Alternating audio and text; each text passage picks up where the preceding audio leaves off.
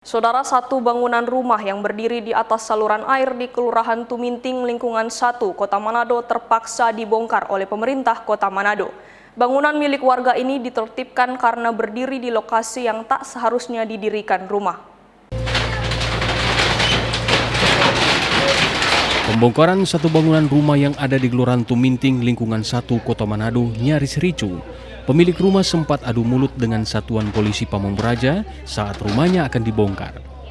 Pembongkaran rumah dilakukan karena rumah tersebut berdiri tepat di atas drainase atau saluran air. Akibatnya jika terjadi hujan bisa mengakibatkan banjir. Pemilik rumah Mustafa Habibi bilang dirinya dan keluarga telah menempati rumah tersebut sudah hampir 50 tahun. Dirinya meminta agar pemerintah Kota Manado bisa memberikan ganti rugi akibat pembongkaran yang dilakukan.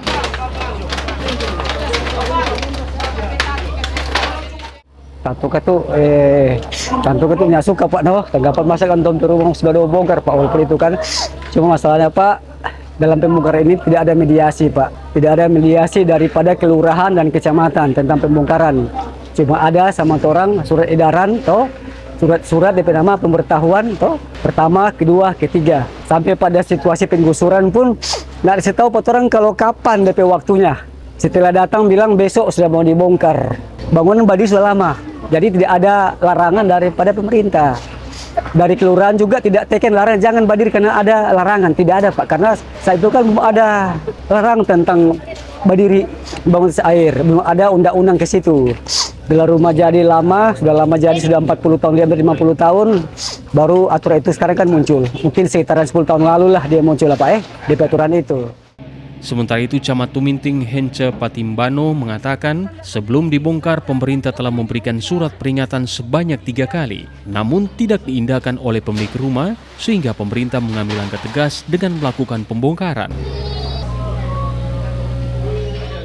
Tentunya ini penertiban yang dilaksanakan karena bangunan ini sudah beberapa kali dilaksanakan pertemuan, bahkan sudah ada surat untuk teguran pertama, teguran kedua, sampai juga pada tahap kemarin itu sudah kami sampaikan kepada pemilik bangunan.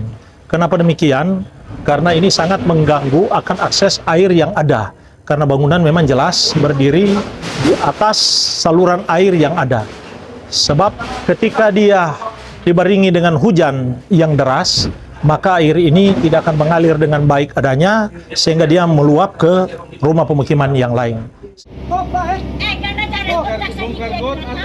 Langkah ini dilakukan sebagai bentuk penegakan aturan sekaligus upaya mengatasi persoalan banjir yang selama ini dikeluhkan warga sekitar.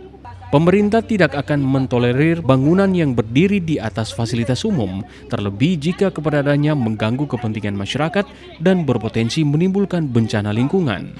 Jimmy Dapar, Kompas TV Manado, Sulawesi Utara.